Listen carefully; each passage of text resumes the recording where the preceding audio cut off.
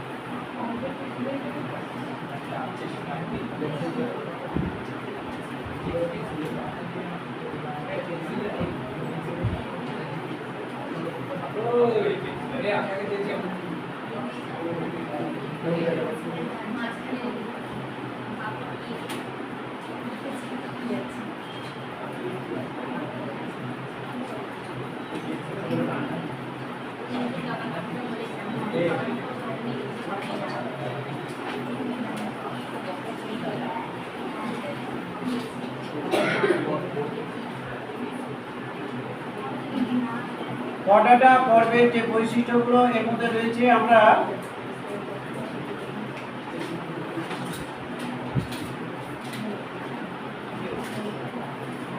দেখো এই যে বৈশিষ্ট্যগুলি আমি দেখাচ্ছি, পর্ব কর্ডাটা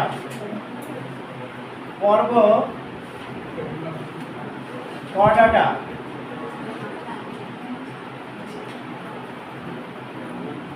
পর্ব কর্ডাটা এইটা হচ্ছে নার্ভ কর্ড।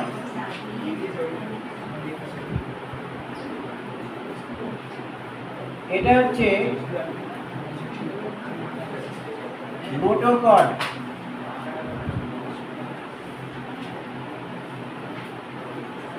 এটা হচ্ছে এখানে পায়ু ছিদ্র থাকে, পায়ু ছিদ্র পরবর্তী এখানে থাকে লেজ। এটা হচ্ছে এইখানটা হচ্ছে মুখছিদ্র।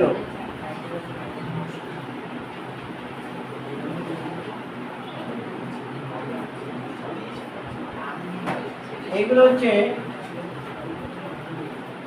গলবিলীয় পুঙ্কছিদ্র।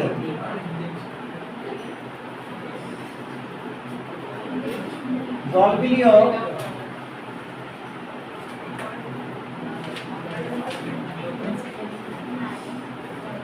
ছিদ্র। আমরা কর্ডাটা পর্বের যে বৈশিষ্ট্যগুলো এখান থেকে আমরা পাবো, আমরা এক এক করে বৈশিষ্ট্যগুলো লিখব। 1 নম্বর বৈশিষ্ট্য দেখো, কর্ডাটা পর্বের 1 নম্বর বৈশিষ্ট্য কি? 1 নম্বর বৈশিষ্ট্য হচ্ছে,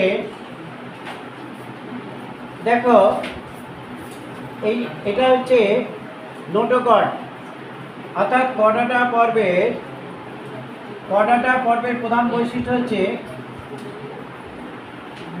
লার্ভা দশায় বা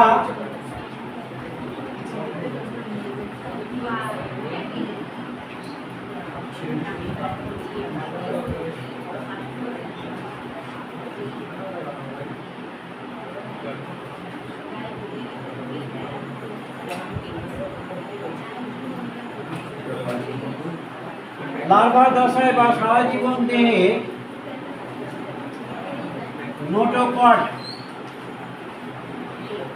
নোটোকর্ডটা লার্ভা দশায় থাকে বা সারা জীবন দেহে থাকতে পারে। তাহলে লার্ভা দশায় বা সারা জীবন দেহে নোটোকর্ড থাকে। যেমন নোটোকর্ডটাই কিন্তু মেরুদণ্ডে পরিণত হয়। যখন ভাঁটি বেটা তৈরি হবে তখন কিন্তু নোটোকর্ড মেরুদণ্ডে পরিণত হবে, নার্ভ কর্ড কেন্দ্রীয় স্নায়ুতন্ত্রে পরিণত হবে। 2 নম্বর বৈশিষ্ট্য দেখো, এটা হচ্ছে একটা ফাঁপা অংশ। এটা কিন্তু পৃষ্ঠদেশে অবস্থিত। নার্ভ কর্ড কোথায় অবস্থিত? নার্ভ কর্ড দেহের পৃষ্ঠদেশে অবস্থিত। দেহের পৃষ্ঠদেশে, দেহের পৃষ্ঠদেশে অবস্থিত কি? Nerve cord. 3 নম্বর দেখো, বায়ু পরবর্তী লেজ থাকে। ছবিতে দেখো, কথা বলছো কিন্তু অনেকে। বায়ু পরবর্তী কি আছে? বায়ু পরবর্তী লেজ থাকে। বায়ু পরবর্তী লেজ থাকে।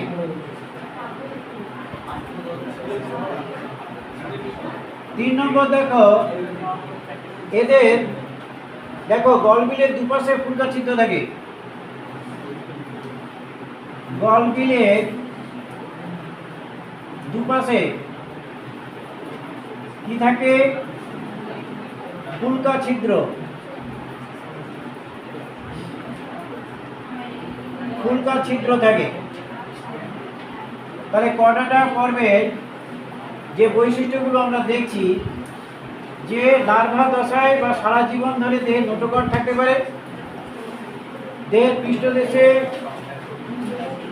নার্ভ কর্ড থাকে, বায়ু পরবর্তী লেজ থাকে, আর দেখো গলবিলীয় ফুলকা ছিদ্র থাকবে দেহের দুপাশে। এগুলো হচ্ছে কর্ডাটা পর্বের প্রধান বৈশিষ্ট্য। নেক্সট আমরা এই কর্ডাটাকে 3টি উপপর্বে ভাগ করা হয়েছে। তোমরা নিশ্চয়ই ছকে দেখেছো। তাহলে কর্ডাটা পর্বের মধ্যে প্রথম কর্ডাটাকে 3টি উপপর্বে ভাগ করা হয়েছে। 1 নম্বর উপপর্ব হচ্ছে কর্ডাটা পর্বের প্রথম উপপর্ব। উপপর্বের নাম কি? উপপর্বের নাম হচ্ছে ইউরোকর্ডাটা।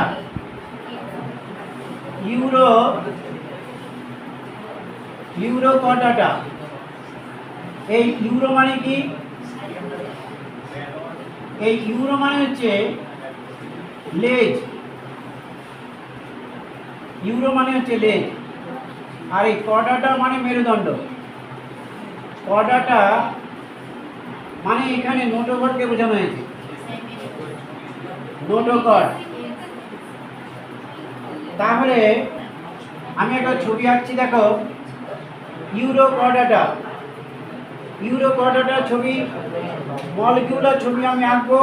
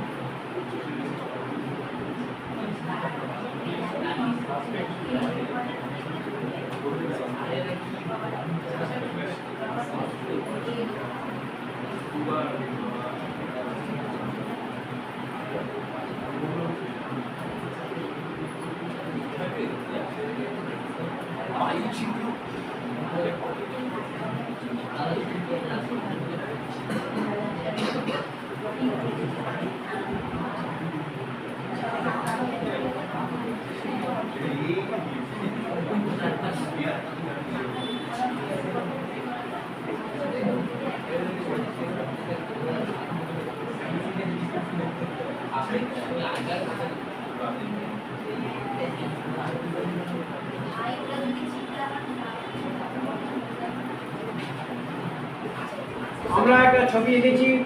হ্যাঁ, এটা হচ্ছে মলকিউলা। এটা হচ্ছে এই ইউরোকর্ডাটার ছবি আঁকলাম। এই ছবিটার নাম হচ্ছে মলকিউলা। কর্ডাটাটা কি জিনিস? মানে ছবিটা মানে ওটা কি কোনো প্রাণীর ছবি? কর্ডাটা পর্বের ভ্রূণের যে মধ্যে যে ছবি, যে বৈশিষ্ট্যগুলি থাকে, আচ্ছা, সেই বৈশিষ্ট্যগুলি এই মধ্যে আছে। কর্ডাটা পর্বের প্রাণীদের কর্ডাটাকে অনেক ভাগে ভাগ করা হয়েছে, 3 ভাগে ভাগ করা হয়েছে। তাহলে টোটাল বৈশিষ্ট্যগুলি এইরকম একটি ভ্রূণের মধ্যে আছে। তাহলে এই ভ্রূণটার উপরে কী কী আছে সেগুলো আমরা এর মধ্যে পেয়েছি। এবং এইটা যখন ডেভেলপমেন্ট হবে ইউরোকর্ডাটার, তখন আরেকটি হলো সেফালোকর্ডাটায় আরেকটা হবে, ভার্টিব্রেটে আরেকটা হবে। অর্থাৎ এই কর্ডাটাকে তিনটি উপপর্বে ভাগ করা হয়েছে। একটা হচ্ছে ইউরোকর্ডাটা, তার একটা এখানে ছবি এঁকেছি। এটা কি? এটা হচ্ছে মলিকিউলার উদাহরণ। এবার দেখো এর বৈশিষ্ট্য লেখো।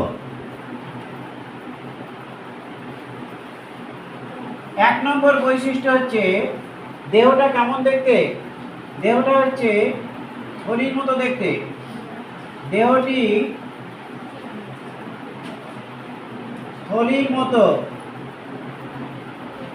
এবং টিউনিক পর্দা দিয়ে আবৃত। টিউনিক পর্দা, টিউনিক পর্দা দিয়ে আবৃত। তাই এই পর্বকে কি বলে? টিউনিকাটা বলে। এই পর্বটাকে, এই যে টিউনিকাটা পর্ব, তাহলে এই পর্বকে টিউনিকাটা পর্ব বলে কেন? নিশ্চয়ই বুঝতে পেরেছ। তাহলে ইউরোকর্ডাটা পর্বের অপর নাম কি? টিউনিকাটা। কেন? কারণ টিউনিক পর্দা দিয়ে আবৃত থাকে। তাহলে ইউরোকর্ডাটার আরেকটা নাম টিউনিকাটা, এটা মনে রাখবে। নেক্সট হচ্ছে এখানে দেখো গলবিলীয় ফুলকা ছিদ্র আছে। এখানেও কিন্তু গলবিলীয় ফুলকা ছিদ্র থাকে। গলবিলীয় ফুলকা ছিদ্র, গলবিলীয় ফুলকা ছিদ্র থাকে। এই প্রাণী দেখো ইউরো মানে লেজ। তাহলে দেখো এই যে নোটোকর্ডটা কোথায় আছে? নোটোকর্ড দেহের সম্মুখ ভাগে, দেহের সম্মুখ ভাগে থাকে। কোথা থেকে কোন পর্যন্ত? তুণ্ড থেকে লেজ, মানে মস্তক থেকে লেজ। মস্তককে তুণ্ড বলে। তুণ্ড থেকে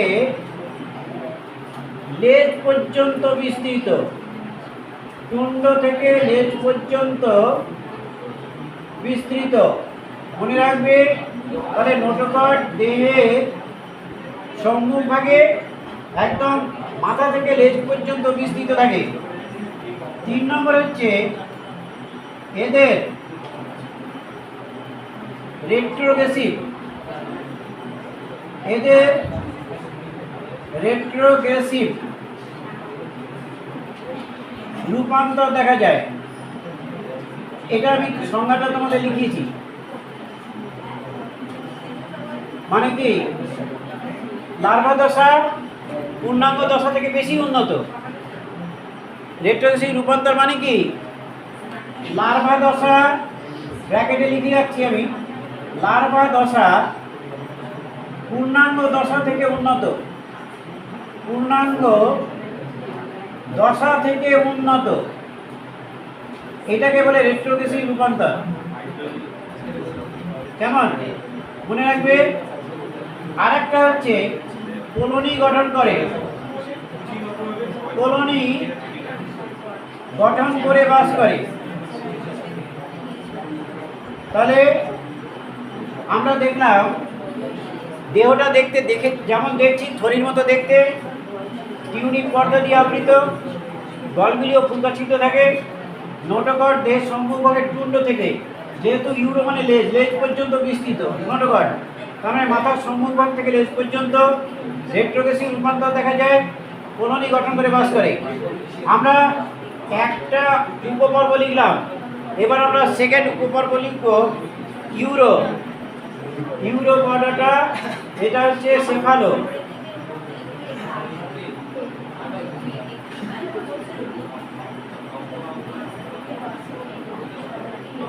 আচ্ছা, একটুখানি ইউরো মানে তো লেজ। এখানে এখানে একটুখানি আমার ভুল হয়েছে। এইটা না, নোটোকর্ড ইউরো মানে লেজ অংশে থাকবে। এইটা একটু কেটে দাও। নোটোকর্ড দেহের এইটা একটু কেটে দাও, এটা ঠিক হলো না। নোটোকট এটা 3 নাম্বারটা কেটে দাও।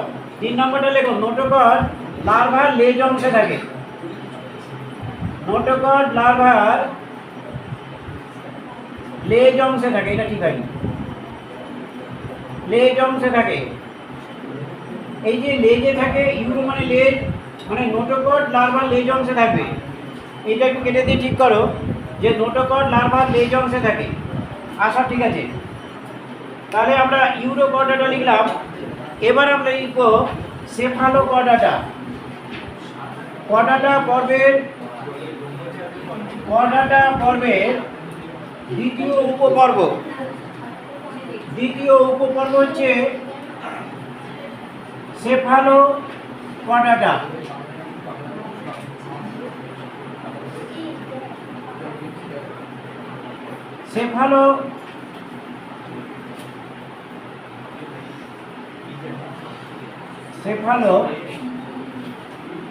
সেফালোকর্ডাটা।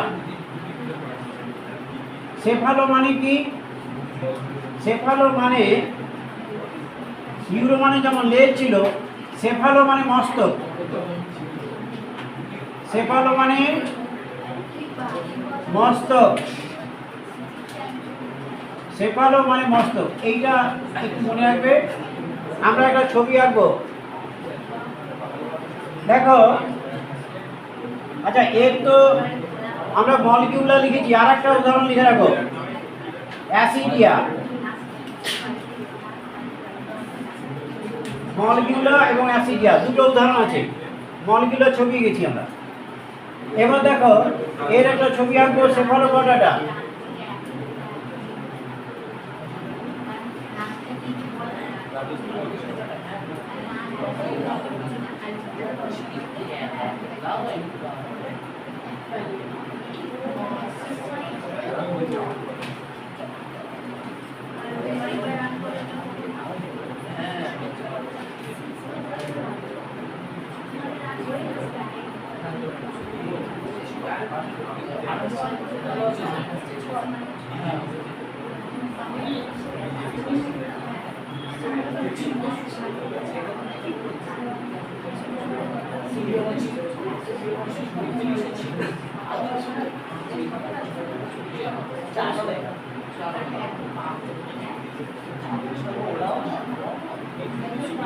এই যে ভি আকৃতি মায়োটোম-পেশী,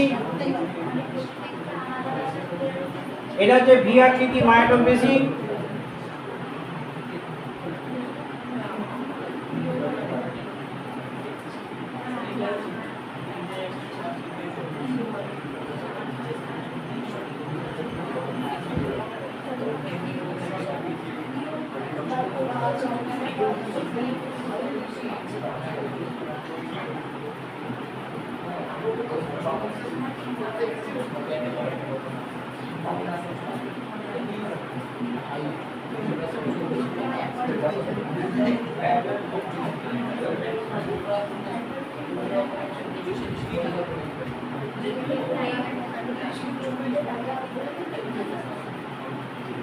আচ্ছা, আমরা একটা ছবি এঁকেছি। এই ছবিটা হচ্ছে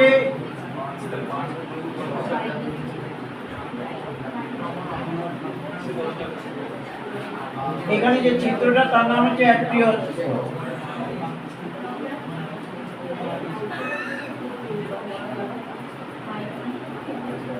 এটা হচ্ছে লেজ।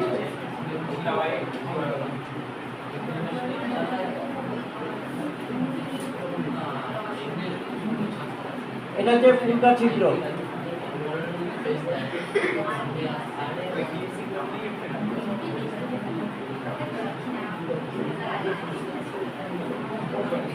এটা হচ্ছে মায়োটোম-পেশী।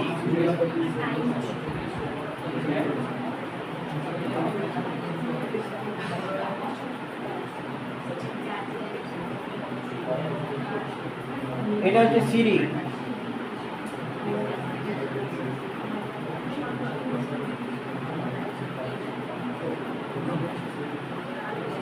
এটা হচ্ছে নোটোকট।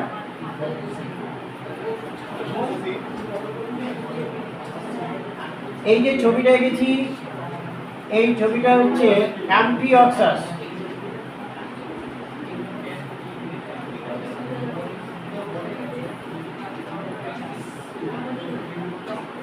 আমরা এর বৈশিষ্ট্যগুলো লিখবো আমরা। দেখো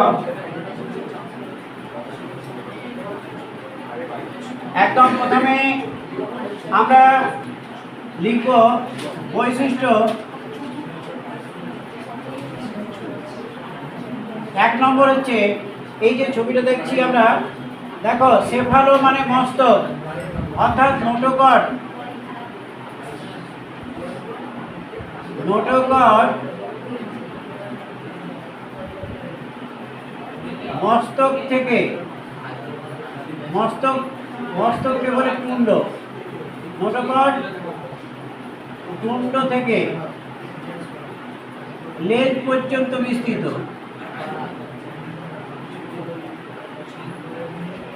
এটা হচ্ছে 1 নম্বর।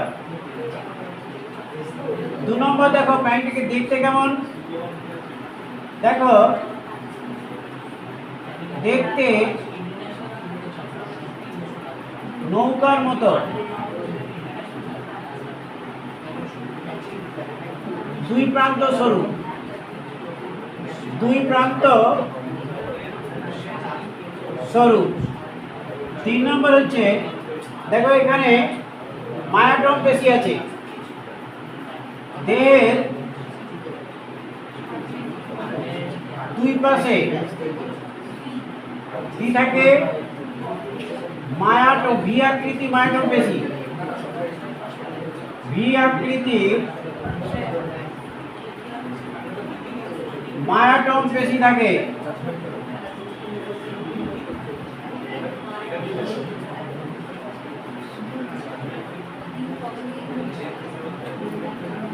অনেকে লিখছে না মনে হচ্ছে, গল্প করে সময় কাটাচ্ছে। লিখছো না সময় গল্প করে সময় কাটারে? দেখো এই যে ছবিটা আঁকার উদ্দেশ্য হচ্ছে, শুধু মুখ দিয়ে বললেই তো আমি হয়ে যেত। এই ছবিটা আঁকার সঙ্গে সঙ্গে তুমি নিশ্চয়ই বুঝতে পারছো যে দেখতে এই প্রাণীটার নাম হচ্ছে অ্যাম্পিওক্সাস। তোমাকে এই প্রাণীটার যদি ছবি এঁকে দেয়, এবার কোন অংশগুলো কী কী তুমি কীভাবে লিখবে সেই জন্য দেখতে হবে। আর সেফালোপডাটা ছবিটা যখনই তুমি দেখবে তখন তোমার মনে, তোমাকে তো ছবি আঁকতে হচ্ছে না, তাহলে সেফালো মানে মস্তক, সেই জন্য নোটোকট। মস্তক মানে তুণ্ড থেকে লেজ পর্যন্ত বিস্তৃত। দেখতে কেমন, নৌকার মতো দুই প্রান্ত সরু। দেহের দুপাশে ভি আকৃতি মায়াটম বেশি থাকে। এছাড়া কিন্তু গলবিলের পাশে কি থাকে, ফুলকা ছিদ্র থাকে। ফুলকা ছিদ্র এদের কিন্তু মনে রাখবে রেচনাঙ্গ নেফ্রিডিয়া। রেচনাঙ্গ নেফ্রিডিয়া দেখি কার মনে আছে। এখানে তো রেচনাঙ্গ নেফ্রিডিয়া বলছি, আর কোন প্রাণী রেচনাঙ্গ নেফ্রিডিয়া আমি পড়িয়েছিলাম বলো? কারেক্ট, অ্যানেলিডা রেচনাঙ্গ নাম নেফ্রিডিয়া। এখানেও কিন্তু আমি লিখলাম সেফালোপডাটা রেচনাঙ্গ নাম নেফ্রিডিয়া, অর্থাৎ সেফালোপডাটা উপপর্বে যে প্রাণীটার ছবি এঁকেছি অ্যাম্পিওক্সাস, তার রেচনাঙ্গের নাম নেফ্রিডিয়া। কি বুঝতে পেরেছি? তাহলে নেফ্রিডিয়া আমরা আরেকটি প্রাণীর ক্ষেত্রে দেখেছি, সেটির নাম হচ্ছে কি নাম? অ্যানেলিডা। অ্যানেলিডা হচ্ছে অঙ্গুরিমাল, যেমন কেঁচো, জোক। আচ্ছা এবার আমরা, না এটা নিচের দিকটা বুঝে নিই। এবার আমরা ভার্টিব্রাটা, এখানে ভার্টিব্রাটার কোনো ছবি নেই, কিন্তু ভার্টিব্রাটার বৈশিষ্ট্যগুলি লিখবো আমরা। ভার্টিব্রাটাকে অনেকগুলো ভাগে ভাগ করা হয়েছে। এবার আমরা যেটা লিখব 3 নম্বর উপপর্ব।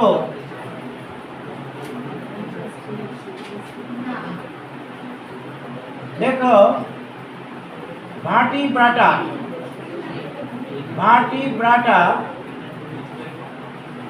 এই ভার্টিব্রাটার বৈশিষ্ট্যগুলি আমরা লিখব। অনেক বৈশিষ্ট্য আছে, আমি এক এক করে লিখছি, তোমরা লিখে যাও।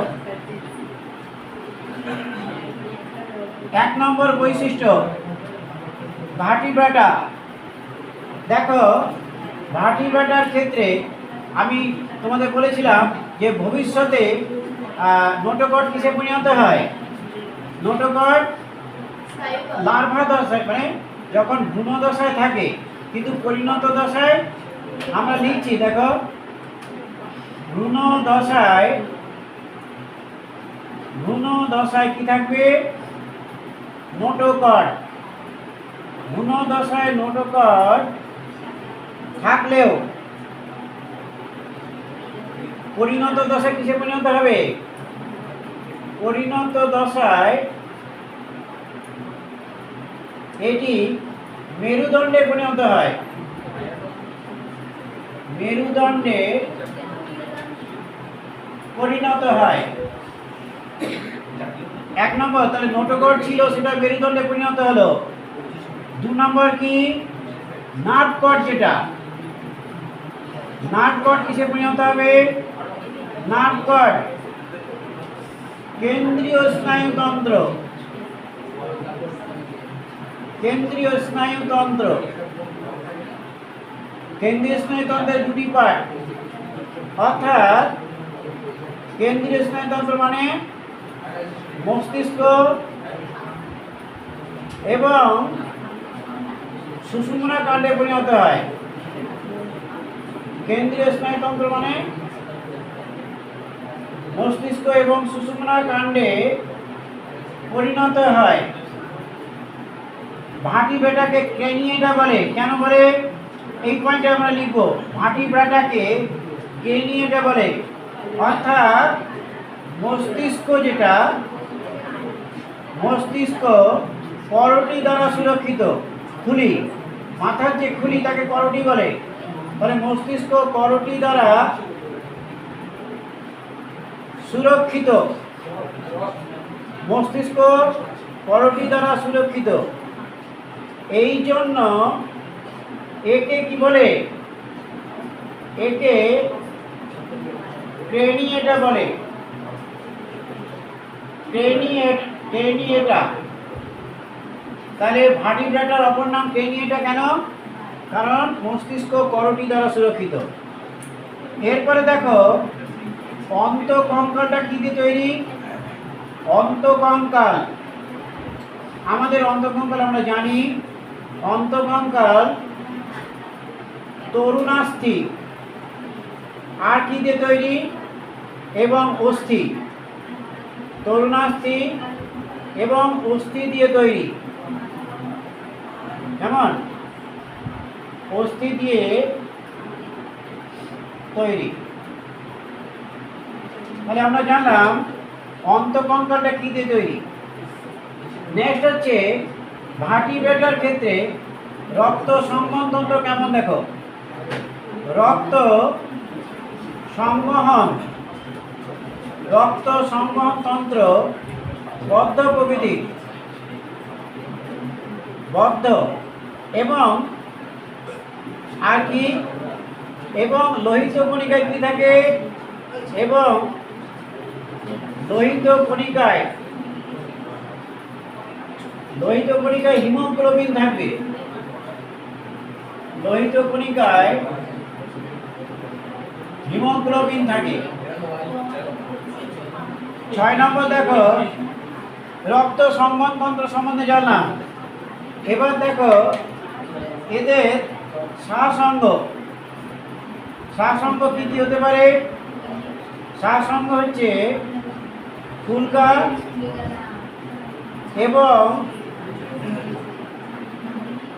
এবং ফুসফুস, এই 2 প্রকার হতে পারে। তাহলে দেখো আমরা ভার্টিব্রেটার ক্ষেত্রে প্রধান যে বৈশিষ্ট্যগুলি দেখলাম, এগুলো হচ্ছে ভার্টিব্রেটার ক্ষেত্রে। কেমন? ভার্টিব্রেটার ক্ষেত্রে আমরা দেখলাম যে নোটোকট মেরুদণ্ডে পরিণত হয়েছে, নার্ভ কট কেন্দ্রীয় স্নায়ুতন্ত্রে রূপান্তরিত হয়েছে, মস্তিষ্ক করোটি দিয়ে সুরক্ষিত থাকবে, অন্তঃকঙ্কাল তরুণাস্থি অস্থি দিয়ে গঠিত হবে, রক্ত সংবহনতন্ত্র বদ্ধ প্রকৃতির হবে, শ্বাসঅঙ্গ ফুলকা থাকতে পারে বা ফুসফুসও থাকতে পারে। ভার্টিব্রেটা, এই যে ভার্টিব্রেটা, এবং এদের মধ্যে দুটো ভাগ আছে। উপপর্ব ভার্টিব্রেটাকে আবার দুটি অধিশ্রেণীতে ভাগ করা হয়েছে। আমি এখানে দুটি ভাগ লিখে দেখাচ্ছি। এই দুটি ভাগ ভার্টিব্রাটার মধ্যে বৈশিষ্ট্যগুলো মনে রাখবে। স্যার উপরে উপরেগুলো মুছে দিচ্ছি আমি। এবার এই যে উপপর্ব ভার্টিব্রাটা, এই ভার্টিব্রাটাকে দুটি অধিশ্রেণীতে ভাগ করা হয়েছে। ছকের মধ্যে দেখেছো দুটি অধিশ্রেণীতে ভাগ করব। তাহলে ভার্টিব্রাটা দুটি অধিশ্রেণী, ভার্টিব্রাটা দুটি অধিশ্রেণী।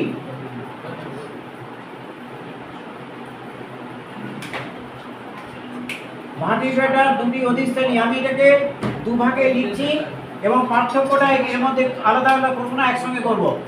একটা অধিশ্রেণীকে বলে একনাথা, একটাকে বলে একনাথা, আর একটা অধিশ্রেণীকে বলে ন্যাতষ্টমাতা।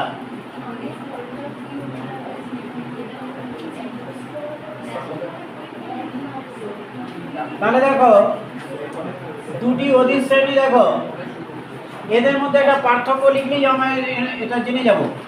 এক নম্বর হচ্ছে এখানে দেখো মুখছিদ্র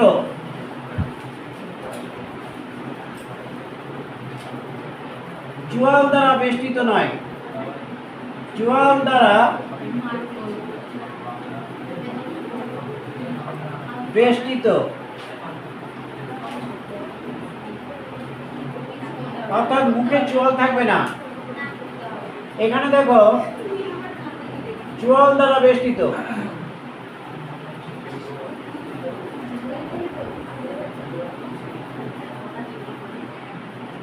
চোয়াল দ্বারা বেষ্টিত হবে। দু নম্বর দেখো এখানে কিন্তু যুগ্ম উপাঙ্গ থাকবে না, যুগ্ম উপাঙ্গ থাকে না। এখানে কিন্তু যুগ্ম উপাঙ্গ থাকে। এখানে দেখো অন্তঃকর্ণ, অন্তঃকর্ণ কি থাকে? অন্তঃকর্ণে, অন্তঃকর্ণে একটি বা দুটি, একটি বা দুটি অর্ধবৃত্তাকার নালী থাকে। অর্ধবৃত্তাকার নালী একটি বা দুটি থাকে। এখানে কিন্তু অর্ধবৃত্তাকার নালী তিনটি থাকবে। অন্তঃকর্ণে, অন্তঃকর্ণে তিনটি অর্ধবৃত্তাকার নালী থাকে, তিনটি অর্ধবৃত্তাকার নালী থাকে। দেখো এর মধ্যে একটি মাত্র এটা হচ্ছে অধিশ্রেণী। এই অধিশ্রেণীর মধ্যে একটি মাত্র শ্রেণী আছে। এই শ্রেণীটার নাম হচ্ছে সাইক্লোস্টোমাটা। হ্যাঁ বলো। আচ্ছা এটা লিখেছে স্টোমাটা, সাইক্লোস্টোমাটা। এর উদাহরণ হচ্ছে হ্যাগফিশ আর এবং ল্যাম্প্রে।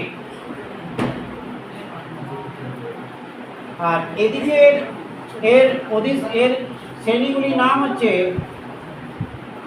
এদের শ্রেণীগুলির নাম আমি এক করে লিখে দিচ্ছি, পরের দিন এখান থেকে শুরু করবো, এখান থেকে শুরু করবো। এক নম্বর হচ্ছে কন্ড্রিকথিস, কন্ড্রিকথিস উদাহরণ হচ্ছে হাঙর। দু নম্বর হচ্ছে অস্টিকথিস, অস্টিকথিস হচ্ছে রুই মাছ। হয়ে গেছে আর এক মিনিট। অস্টিকথিস হচ্ছে রুই মাছ।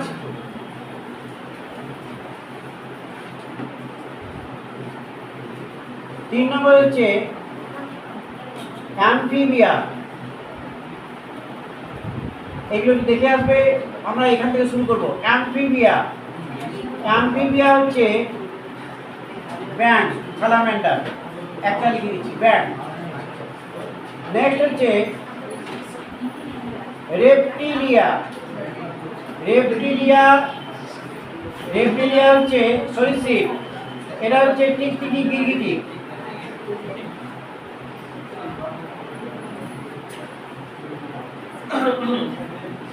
আর শেষটা হচ্ছে এটা হচ্ছে অ্যাবিস। অ্যাবিস হচ্ছে পক্ষী। এবার আরেকটা হচ্ছে ম্যামেলিয়া। ম্যামেলিয়া হচ্ছে মানুষ। এই এই যে কন্ড্রিকথিস, হাঙর থেকে শুরু করব, ছবি আঁকবো এখান থেকে।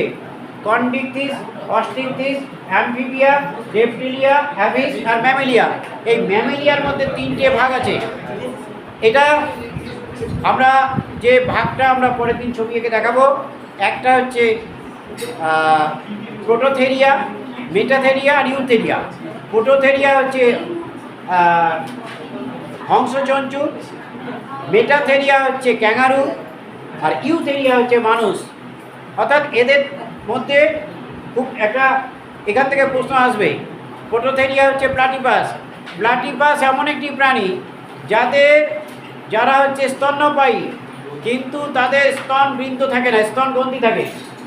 আবার যখন আমরা মেটাথেরিয়া যাব, ম্যামেলিয়ার মধ্যে আছে, কিন্তু তাদের ক্ষেত্রে আমরা কি দেখব, মার্সুপিয়াম একটি থলি দেখব। বাচ্চারা মার্সুপিয়াম থলিতে বড় হয়। আমরা যখন অস্টিকথিস, কন্ড্রিকথিস বলা হবে না, অস্টিক, ঠিক আছে। আমরা পরের দিন শেষ হয়ে যাবে এবং তার পরের দিন প্রশ্ন আমার রেডি হয়ে গেছে, কিন্তু পরের দিন তো পরীক্ষা দিতে পারবো না। তাহলে তার পরের দিন আমরা পরীক্ষা নেব এবং হাসি সব পার করবো। আমি একটু বলছো না তো, কান ধরে এক একজনকে দাঁড় করাবো। দেখো তোমরা যদি না